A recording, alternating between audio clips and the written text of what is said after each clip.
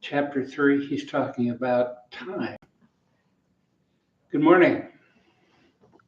It's good to see everybody here and those who even can't be here. We enjoy having you join us. So we're looking at Ecclesiastes Chapter 5, and I think we've come to an interesting place with our friend Solomon. He's been wrestling with philosophy and philosophic thoughts. He's wrestling with stuff. Do you want to pursue stuff? He wrestles with the concept of pleasure and knowledge, and what has he learned? So it almost appears like we would have to get to the end of his letter, that is Ecclesiastes, before we find out what he learned. But in point of fact, we're coming to it today in chapter 5. He's getting real practical. And we can actually prosper from seeing many of the things that he's bringing up. So first, would somebody please open in prayer? Heavenly Father, thank you for the gift of being able to meet. We miss Jody and Connie, who is not with us, but we pray that your Holy Spirit would just give us discernment as we go through Bruce's teaching of Ecclesiastes 5, that you would give us discernment and enlightenment and show us truth. In Jesus' name, amen. Amen. Amen. Well, thank you. So what we want to look at is, in this chapter, Solomon getting practical. But if we look at this thing for just a second, Solomon starts off brand new. Here, pitch.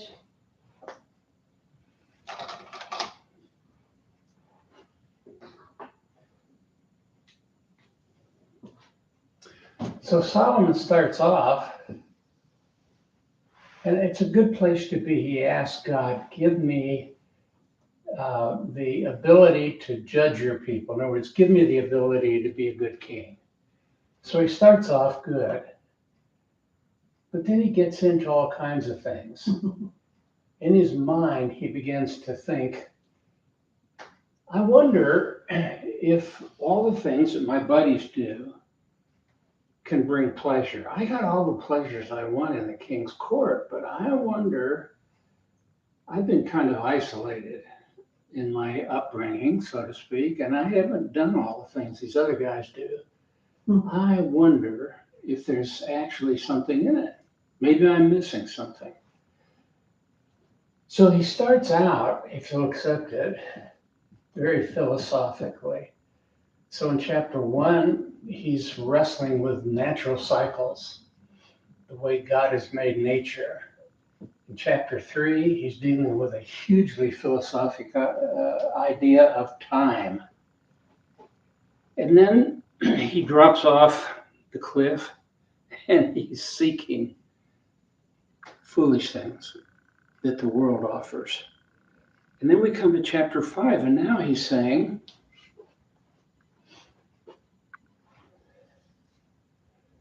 we come to chapter 5, and he's saying, what have I learned?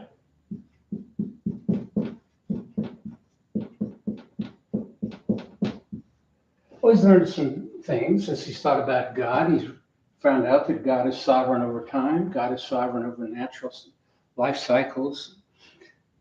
And now his question is kind of like, is God sovereign over all the things that we do in a daily basis?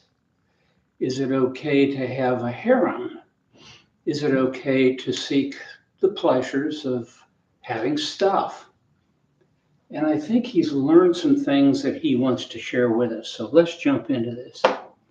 So one of the key things that I think he's saying to us every time we look at any of these chapters is we shouldn't go to our toils looking for joy. We shouldn't look at life in general as an experience that we can draw into ourselves joy from it, because it doesn't work that way. We should get the joy and then go into our life experiences. How would you express that in theological terms? our relationship with God.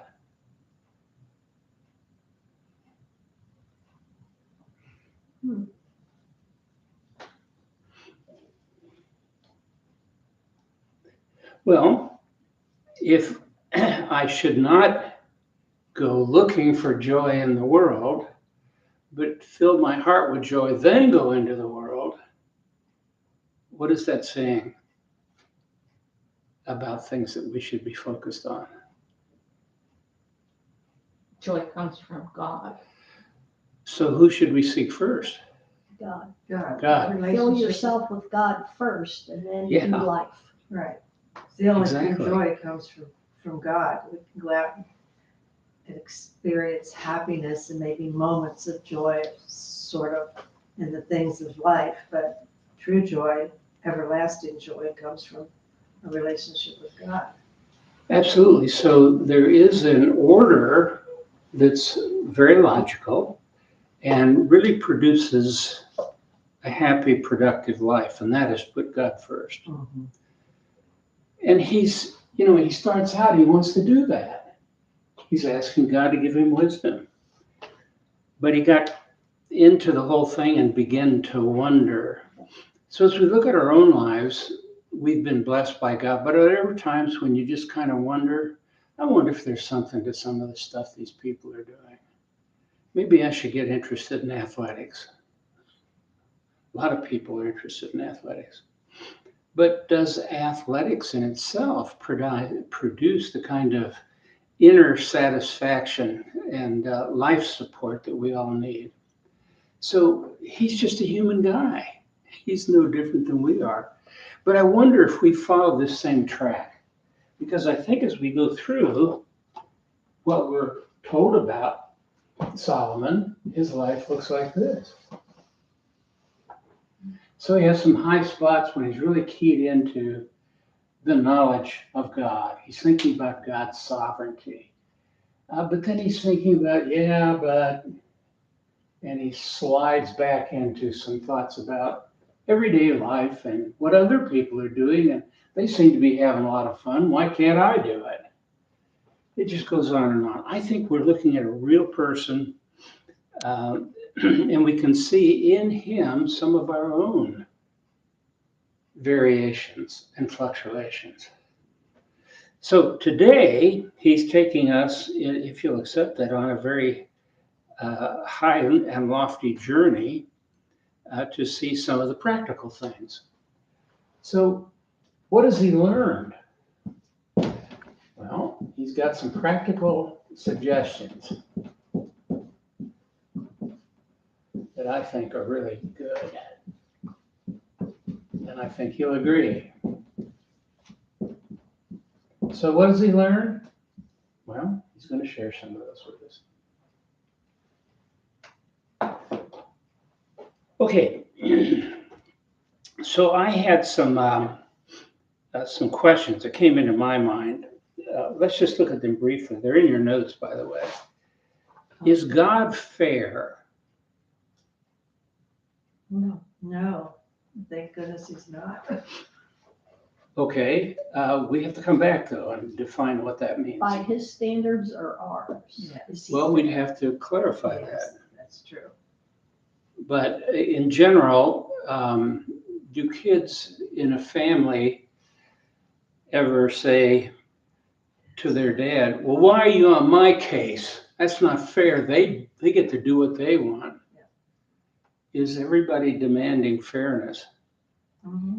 When what? It's for their benefit. Okay, it applies to their benefit. So is God fair? Well, I think the conclusion was no.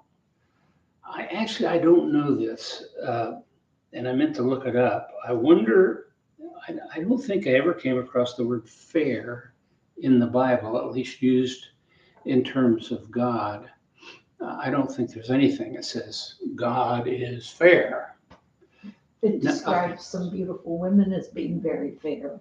Oh, indeed. So we have to Fair. define our terms. Yeah, indeed. So how about the other question, is God equal? We're going to come back to both of these, but is God equal? No. Well, we live in a world where political elites try to divide populations up into victims and victimizers. Right. And so what is the issue they're dealing with there? What word fits that? Equality. Equality. Everybody should be equal. Mhm. But the question we honestly have to ask, if God is sovereign, is he equal? Is he equal? You know, if everything was equal, it would be a bunch of automatons. And there would be no variety of anything. Absolutely. Mhm. And as I thought about this idea of equality and fairness, and I think we have to conclude God is not fair. You couldn't have a basis for moral and ethical values if God was fair, right? If we have to be fair and equal, then we'd have to say, well, the murderer, that's pretty harsh. You want to put him to death? Let's bring that down. And then for the righteous guy, they say, well, why does he seem to have everything he wants it his way? He needs to come up. So what you'd end up doing is actually ridding yourself of the pecking order of righteous behavior. You couldn't have any moral values because That's you're right. bringing everybody to the same level. Mhm. So the murderer is no different than the righteous guy. Oh, I see that on the news all the time. Absolutely. And I think our friend Solomon was wrestling with that. Well, we'll see. He actually gets into it. Okay, so could God be fair? Could he? What do you think? Well, he's No. just, so I don't know if he could be fair. Well, Be just. Okay. He could be fair and he could be equal. But what did he choose to be? sovereign. Sovereign. And this is the point I think that Solomon is trying to get across. He's beginning to see that God is not fair and God is not equal. Not everybody can play the piano well. Not everybody can hit a baseball out of the park. Not everybody gets a scholarship to work on their doctoral degree in philosophy. And on it goes. So God is extremely invested in his creation. He is not marked out as being fair or equal, but he is marked out as being holy and righteous. So Solomon's wrestling with this, and we'll see a classic case in just a moment about this. What would happen if God decided, well, I'm going to be fair and equal in everything? We would be dead. We would be dead. Well, the minute I asked myself that question, a word came into my mind. And it's really interesting. It's a word we all know.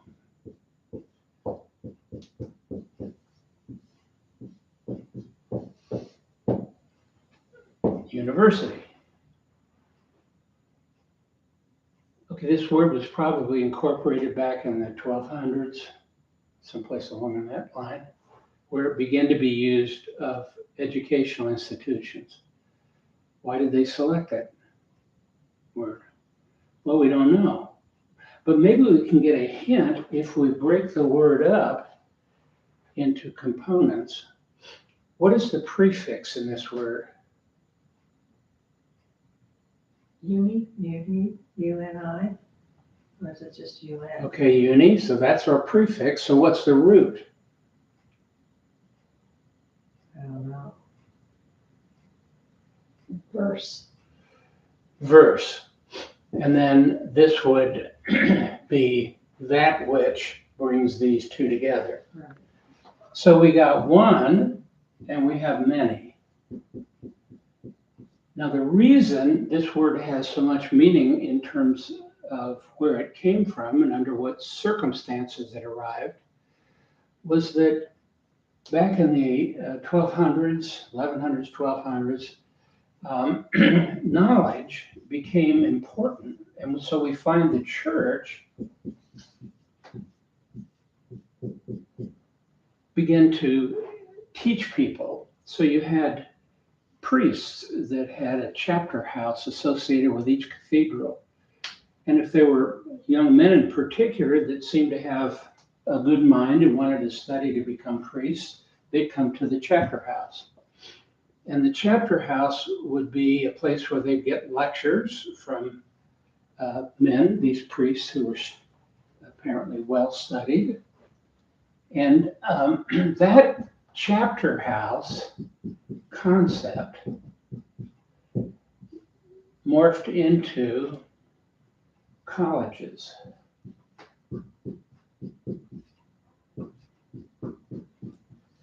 And then into universities. So by the late 1200s, you have the University of Paris, University of Padua, and so on and so forth. What are the two biggies in England? Cambridge. And Oxford. yeah. So chapter house was just a bunch of priests that were helping fairly bright young men to advance in their use to the church. Colleges tended to be more narrow, so you could have a college that dealt with history. I'm just making this up. Mhm. Another college might be strongly doctrinally theological. And then the more differences we begin to find in knowledge that people were interested in, then we come to the concept of university. But here's what's so beautiful about this. Here's diversity. So whatever university is, it's diverse, right? So look at all the various degree programs you can enter into if you go to university. You can become, you can study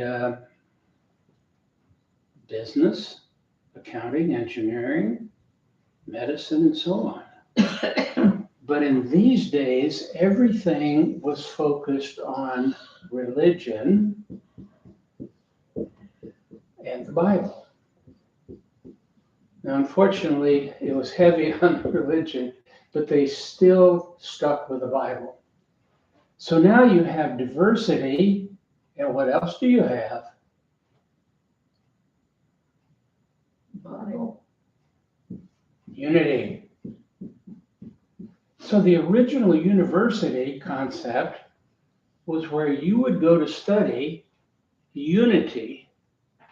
The Bible is the basis for it, and religion. Bible and religion give you a foundation of unity where reality in everyday life is diverse.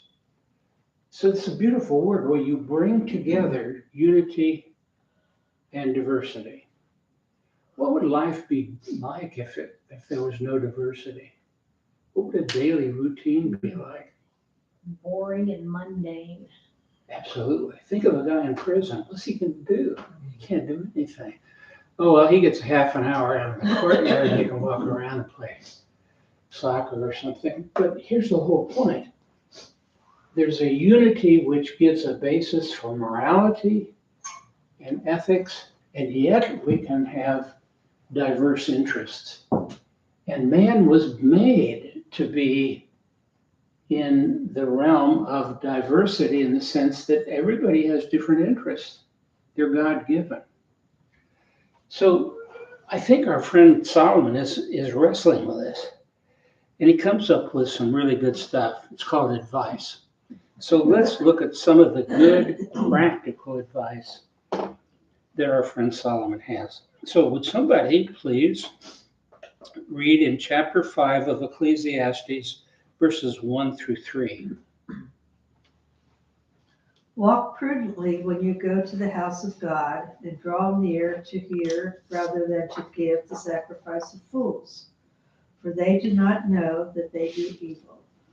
Do not be rash with your mouth, and let not your heart utter anything hastily before God. For God is in heaven, and you are on earth. Therefore let your words be few. For a dream comes through much activity, and a fool's voice is known by his many words. When you make a vow to God, do not delay No, to you can pay. stop right there with Oh, sorry. verse 3. Yeah, Verse good. 5. So what, if we kind of pull those 3 verses together, he's giving practical advice. He's learned this through his own investments in various pleasure-seeking events and so on. How would you summarize these 3 verses?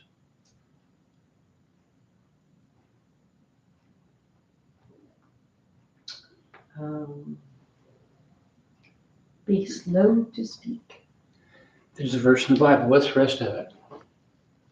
quick to listen, slow to speak. Right. Yeah, Yes. so this is just, I mean, everybody kind of appreciates this, doesn't it? Don't we? At some level, in our own social engagements. It's really hard sometimes to be in the presence of somebody who just talk, and you try to bring in a thought and they overrule it. Nobody likes that. It doesn't engender unity in the social network you're in. So there is a sense in which it's wise to speak little, but speak with something that's appropriate, that can help bless the people you're talking to. Okay, so The go. other thing might be is Jesus actually spoke against the Pharisees for having many words because they would pray loud and long prayers.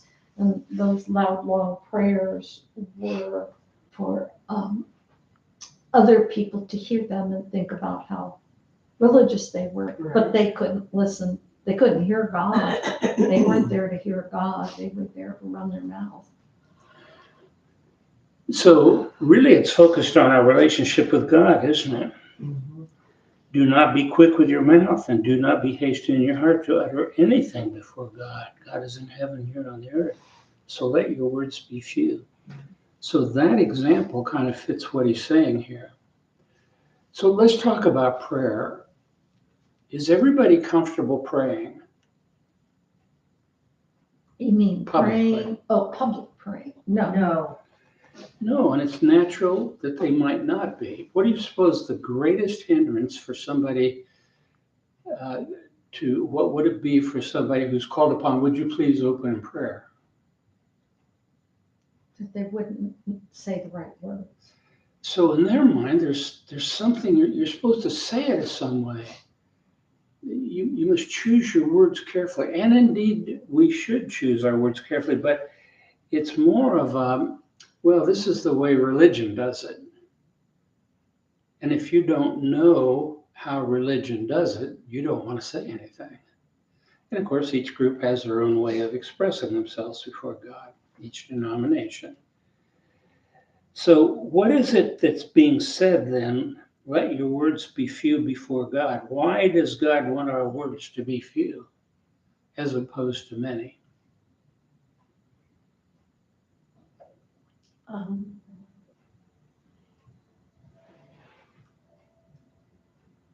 Well, I guess we're not supposed to babble on and on. He already knows what we're going to say before we say it.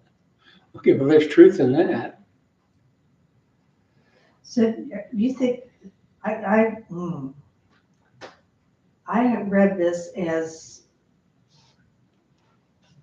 have your words be few with people, but you can talk on as long as you want with God because he wants to be in relationship with you. He wants you to sit, and I know he knows what we're going to say before we do, but that's part of being in a relationship is spending time and talking, praying. I think you're right, Sue. There's truth in that. But what happens in religious practice? Think of the oldest churches in the history of the church. What began to happen? They try to get too eloquent and try to wow people with their intelligence and their way with words. Yeah. And God's sitting on his throne saying, come on, you're not impressing me. Just tell me what's on your heart, which is exactly what you're saying.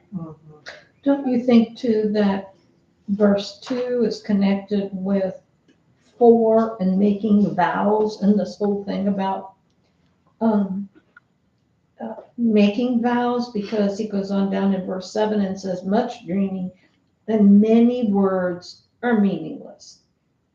So maybe it's about more in the realm of not a relationship with God, Sue, in which we're talking to him, but more in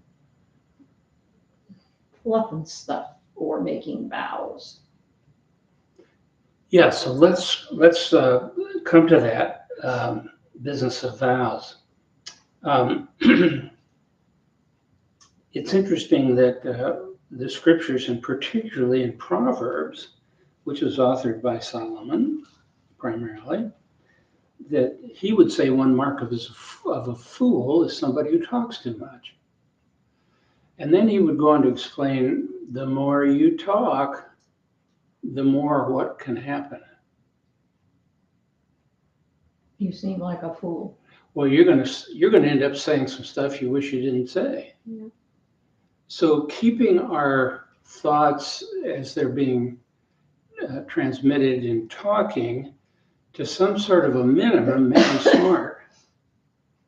Just say it in a few words. The more we add to those few words, the more we begin to open up a whole potential for trouble.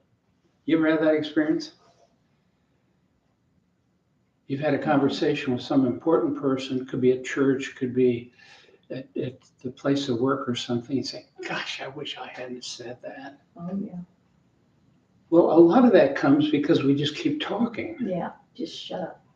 We feel nervous and we just keep talking. And Solomon said, the more you do that, the more you open up the possibility of making some bad mistakes.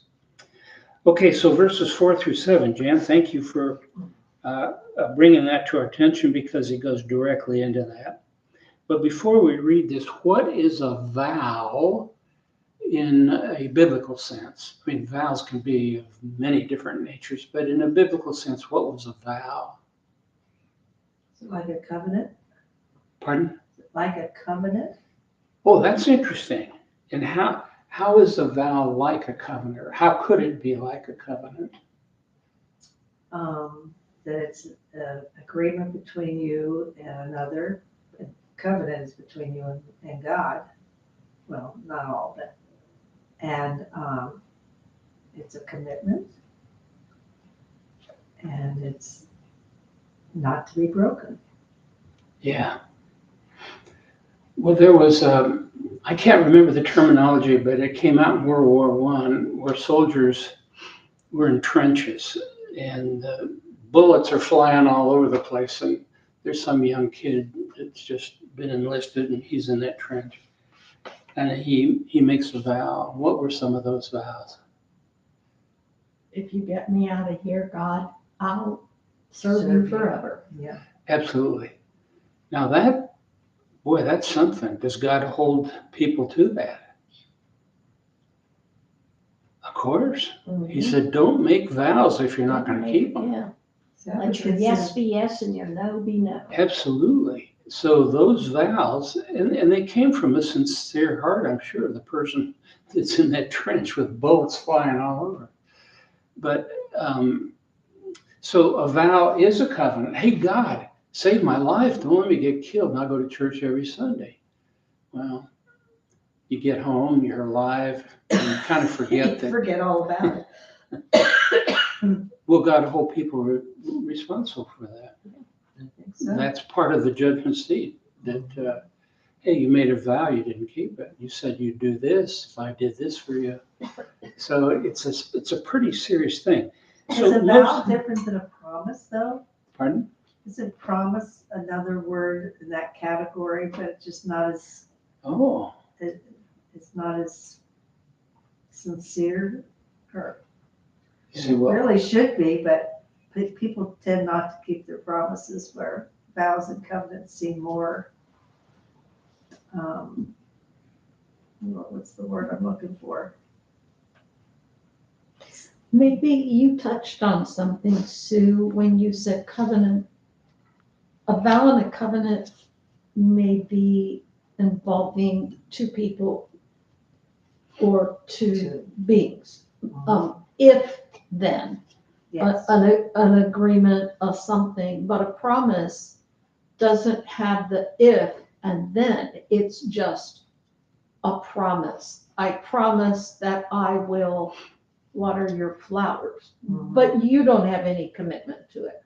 I'm making a commitment, but there's Yeah, no agreement There you go. That's the between us. difference. It would be, a vow might be, if, not a vow, but if you agree to always be kind to my dog, I will water your flowers every day. Maybe that's like an agreement between us. Each person has a part of Yeah, follow so through. maybe what you Where said promise about, is more like one-sided. yeah, Okay, thanks.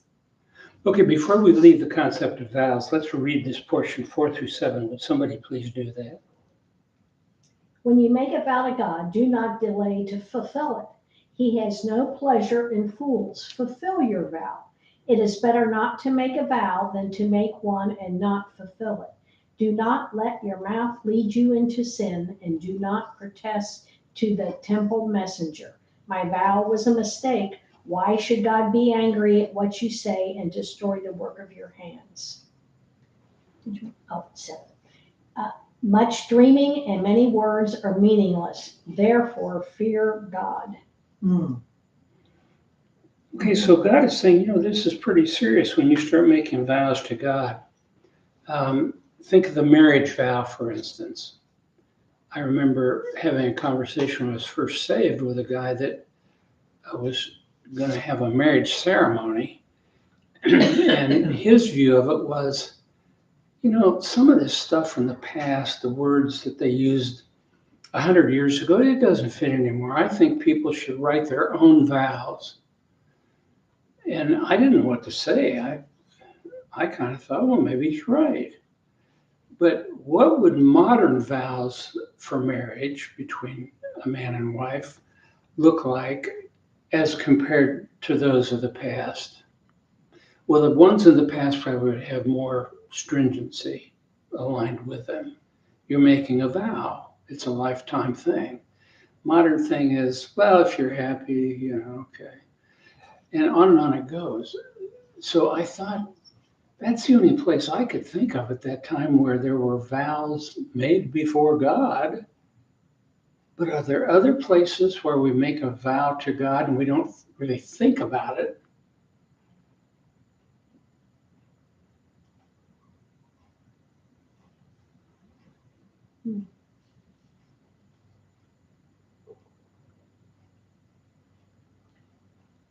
I think vows are pretty serious things. They are. And so I think to make a vow you would have to be thinking of something serious, not just say, oh, I'm going to support your building project or something. I don't know. Well, the reason I ask it, at that time, I couldn't think of, I understand the marriage thing, but I couldn't think of any place where Christians were called to make a vow. Well, there are some churches that believe in making membership covenants, in which you are making a covenant with God concerning your relationship with the church. So maybe that's like a vow. That is like a vow, and that's why we have to be careful with exercising that kind of authority over a congregation. I don't believe that's biblical. Is a vow and an oath the same thing? Yeah. That's what I thought. Well, the vow is, hey, I promise to do this. I swear on the Bible. Like you go to court, tell the truth, whole truth, nothing but the truth. And you're swearing on the Bible. I think one of our presidents swore on the Quran. No. I don't think it was the Quran. What was it? I don't think it was the It Bible. wasn't the Bible. I don't know what it was. But here's the whole point. A vow is a pretty serious thing. And it's real easy to say vowing type things to people. Think of guys that are selling bogus stocks.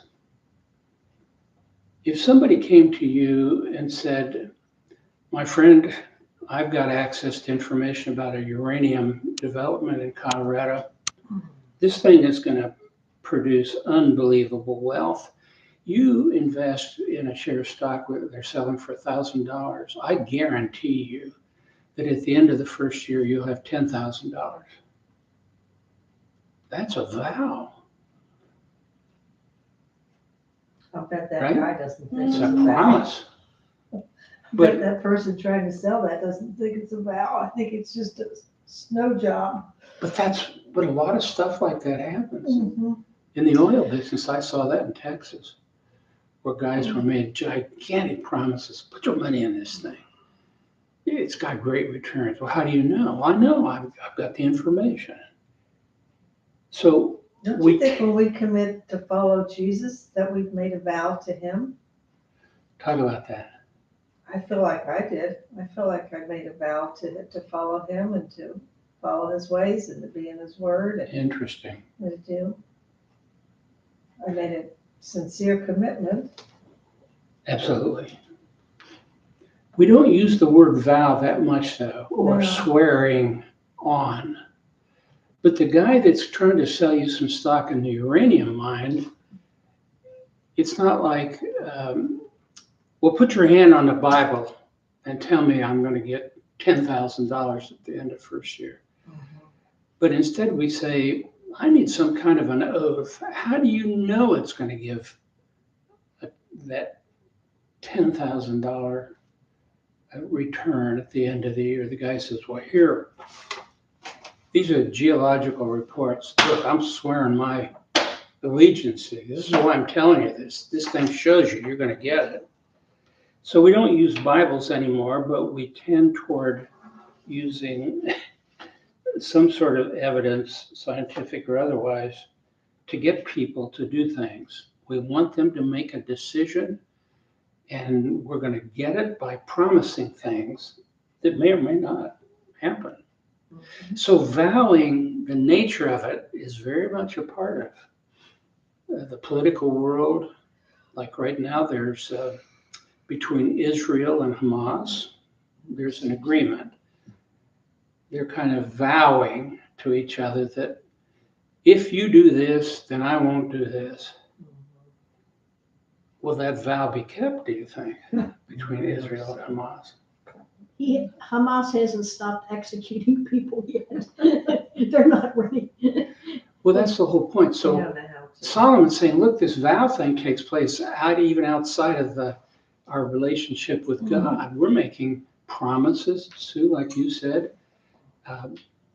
But what he's saying is be sure you don't talk too much.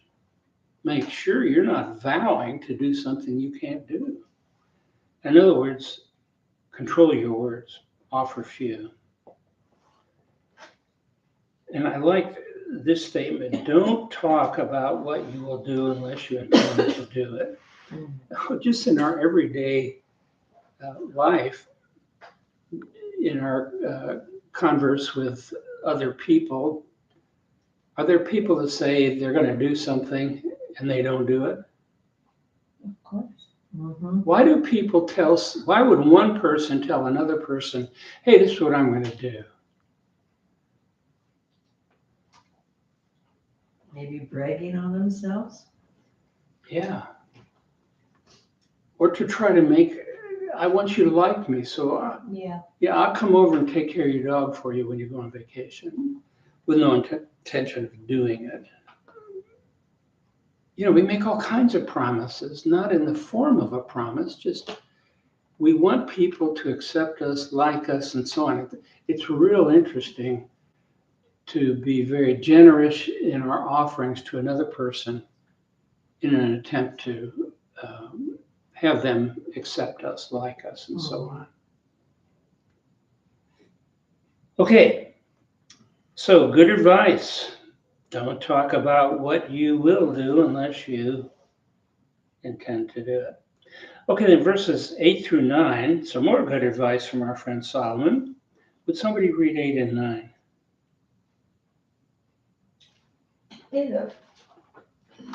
If you see the poor oppressed in a district and justice and rights denied, do not be surprised at such things, for one official is eyed by a higher one, and over them both are others higher still.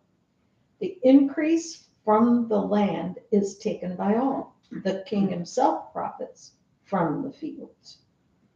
Okay, this is really interesting. So let's look at a probable situation.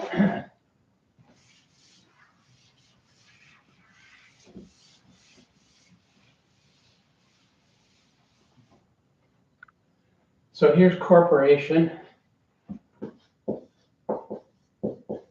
XYZ.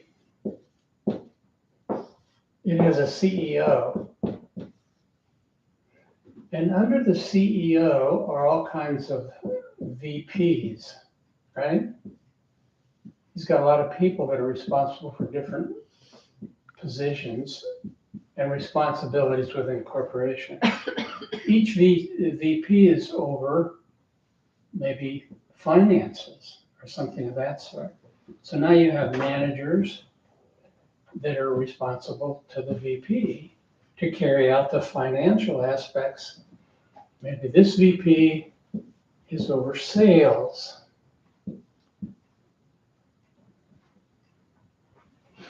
And on it goes. So what are you building here?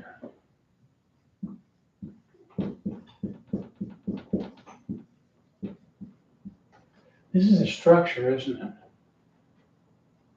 Where's the power? Is it bottom up or top down? Top down. Okay, so this is standard. There's anything wrong with it. It's just the way things work out. So power is top down. At each level, the CEO has power over the VP. The VP has power over the manager, and so on.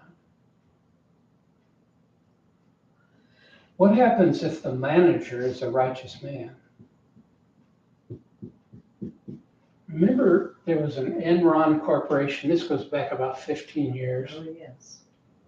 And it was just a giant blow up of illegal activity on the part of the CEO and presidents of different departments and so on. Right. And it was all built on lies. The CEO said, might have said something like, stock meetings coming up and we need an annual report. Mr. Smith, I'd like you to have all of our documentation show that we are very profitable. Right. And the guy says, sir, we're not profitable. We're really in trouble. Oh, I understand what you're getting at, but please hear me out. Do you like your job? Well, yes, I like my job. Do you want Enron to continue? Well, yeah. Well, here's what we need to do. We need to tell them the truth, that we really are profitable. Okay, we're having a few problems right now, but we are profitable. Look at the big picture. Don't get into all these details. So what is he trying to tell that VP of Finance? Lie for him. Cook the books, right? Books. Mm-hmm. Okay, so what Solomon is saying, if you get a bad guy up here, what happens to the whole organization? It goes Down the all goes tube. bad. Everybody starts doing bad things.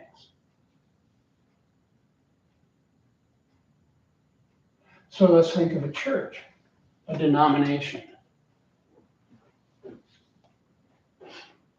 if you have a denomination, a Christian denomination, and denominational headquarters have officers that are in charge, if they're all righteous, if they really love Jesus and would never compromise their faith in terms of keeping pure to Bible teachings and so on, what do we know about the denomination? It's healthy. Pardon? It's healthy. It's going to be healthy.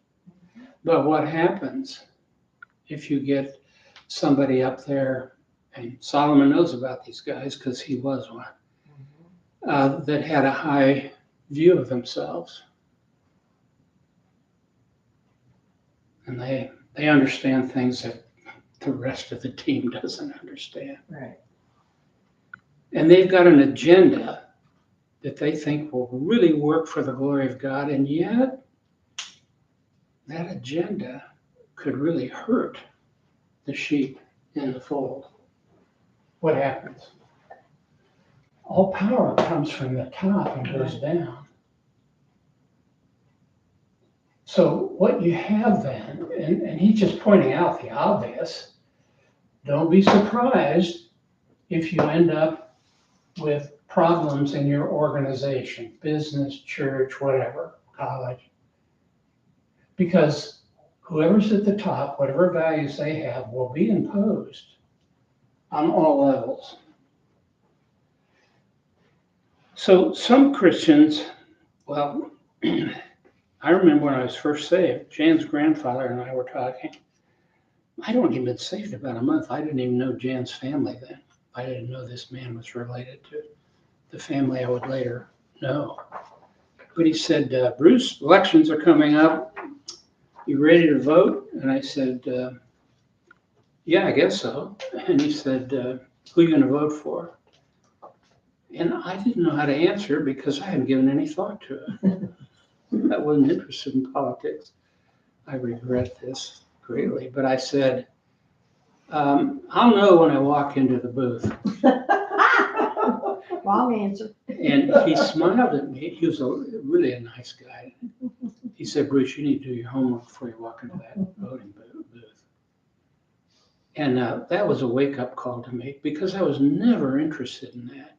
I lived outside the country. I was in America for about 8 years off and on. And I never read many newspapers. I didn't know what was going on in American politics. Terrible thing. So here's the question. Should the church be concerned about social, political, governmental, corporate structures? Sure. Yes. But the church historically has said, Stay out of politics. yeah, this stuff goes on, we know about it, but we're over here. What happens if the church begins to turn within itself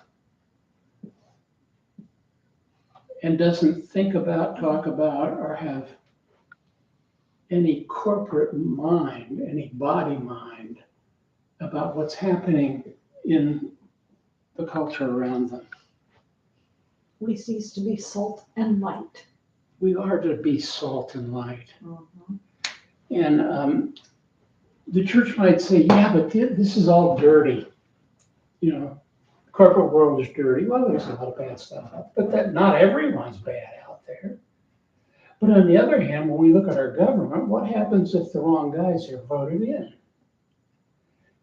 And so what I think Solomon's driving at, he sees it. He's at the top. He's the king. He knows this better than anybody. Don't be naive or bitter. You're under this, whether you like it or not. Everybody's got a king. Everybody's got a boss. Everybody's got somebody over them, like the police or the military or the courts or what have you. If the man at the top is corrupt, it's very common to see the intermediate officers corrupt. If you understand human nature, you won't be surprised at men's actions. Now, this is an important statement in my mind. We know that there's corruption out there. I mean, you can't turn the radio on or TV or anything else, read a newspaper, and not see that certain things are going bad. So we shouldn't be surprised if things are not working correctly.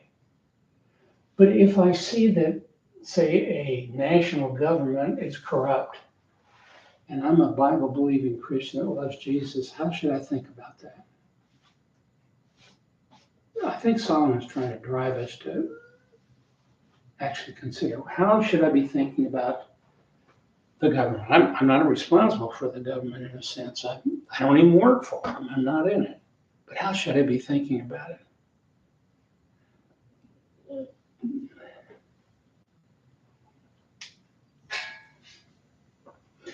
Well, I think he's pressing us not to be naive and bitter. Accept it. You know what's going on, but don't get bitter. Now, I have to confess that I am interested in politics. After talking to Jan's grandfather, I started thinking about, I better know who I'm voting for and why. And now I want to be apprised of certain things. So I shouldn't be naive and say, well, it doesn't really matter, because it does matter. Mm-hmm. On the other hand, don't get bitter. Do you ever have feelings of distaste and perhaps even anger at some of the stuff we know that's going on, where the top guy's doing the wrong thing? I struggle with that.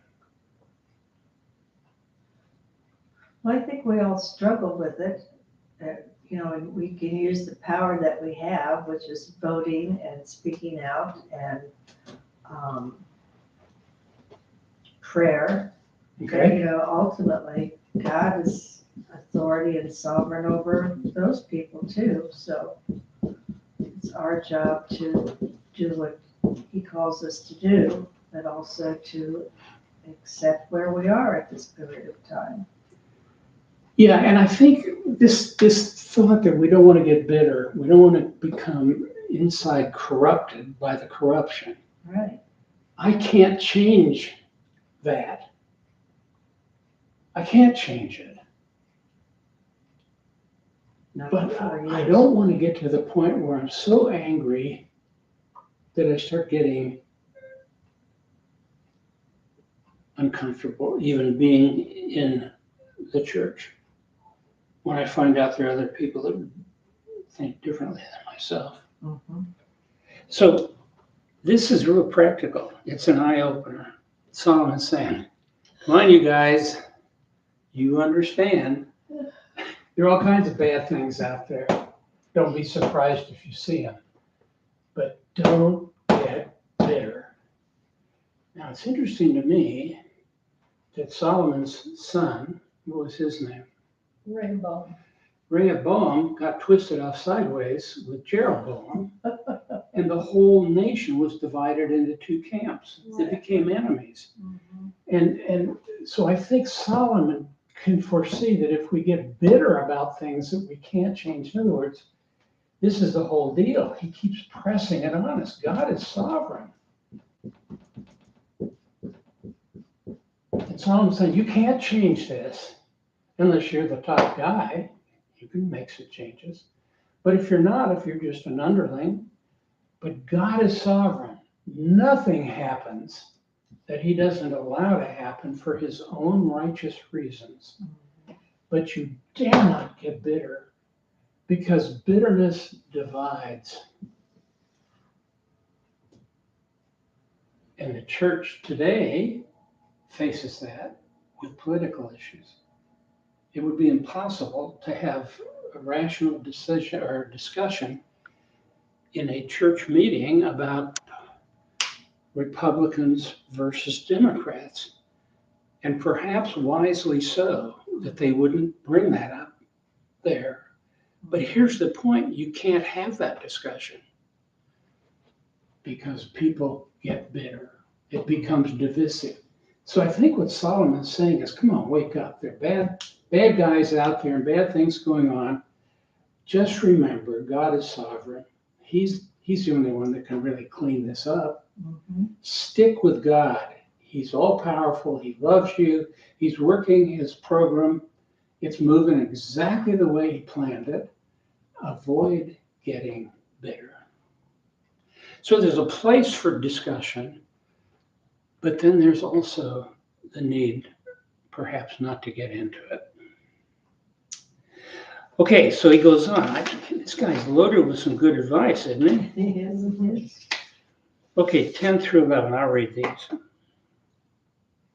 Whoever loves money never has money enough. Whoever loves wealth is never satisfied with his income. This too is meaningless. As goods increase, so do those who consume them. And what benefit are they to the owner except to feast his eyes on them? So, what's the problem with stuff, money, things? Doesn't satisfy. They don't satisfy.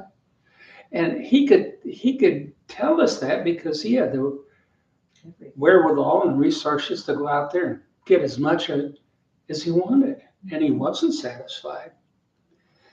So what's our problem?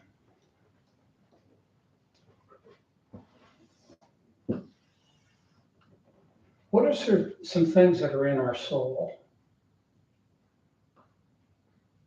I'll start, just get us going. Mind, what else is in there? Emotions.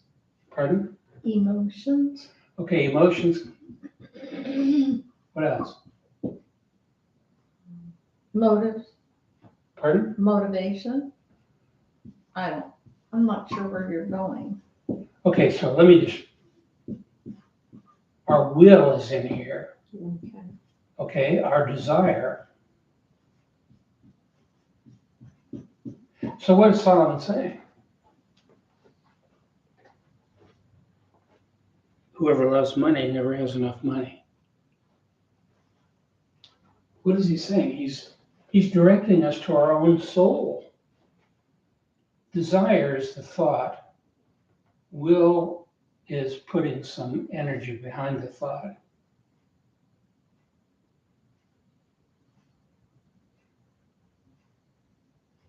Who's my enemy when it comes to stuff?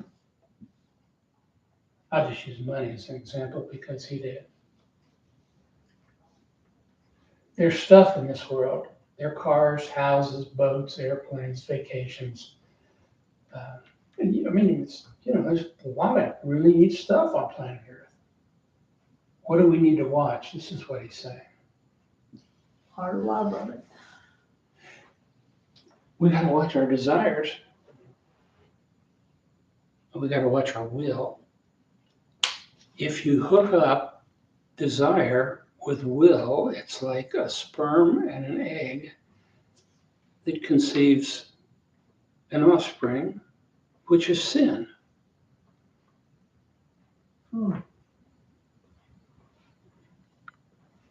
Okay, so Solomon's saying, look, everybody, we need money. You can't live without it. You got to pay your taxes. You have to eat. There's nothing wrong with having money. There's nothing wrong with pursuing it. But if you're pursuing it to gain satisfaction, you lose. If you're pursuing it to solve an empty problem, you feel empty and worthless, you lose. Because if your desire connects with your will, and your desire is to satisfy emptiness and dissatisfaction, you become a slave to whatever it is that you're seeking. Now you're steeped in idolatry. So in a sense, he's saying, even if you get it, you're not going to be satisfied. In fact, do rich people say, well, I think I've got $1 billion in savings. That's enough. I'm just going to play golf. Do billionaires think that way? They're busy getting the second billion. Why do they want the second billion? The Because first billion was for comfort, security, but what's the second billion? power. Look at me. Mhm. It's a deadly road, and it has to do with our fallenness. And everything on planet Earth is connected with our fallenness. We don't want to get bitter about it, realizing that God is sovereign over the whole thing. But now, the real lesson is, because he is sovereign, we got to watch out for idolatry. So we've already talked a bit about idolatry, but idolatry is worshiping the gift instead of the giver. And here's where we get in trouble.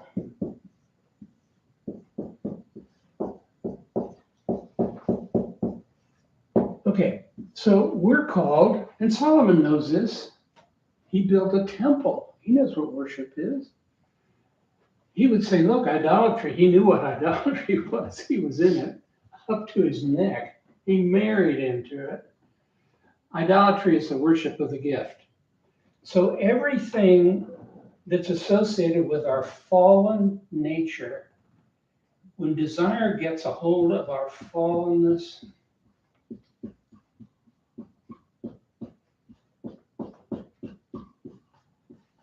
coupled with will, I want it. When we go there thinking, this will give me satisfaction, I'll be at peace now. I'll feel full and rejoicing. It'll be so nice. But it's never enough. It's like the grave. Never enough. So he can speak to these issues because he was flopping around in the mud of human fallenness. So he would say to us, watch out for what you desire, because you may end up getting it. Yeah. Okay, we got to bring this to a close, but 12 through 17, don't seek wealth. And I want to just to say a few quick things. There was a private school that started 25 years ago, and it met in a church. And a very, very wealthy man had 2 daughters, I believe. And he wanted them in this program because it was for homeschool kids. And it focused on the Bible, Christian worldview, study of the classics, history and philosophy and so on. He wanted his daughters in that program. And they were welcomed, of course.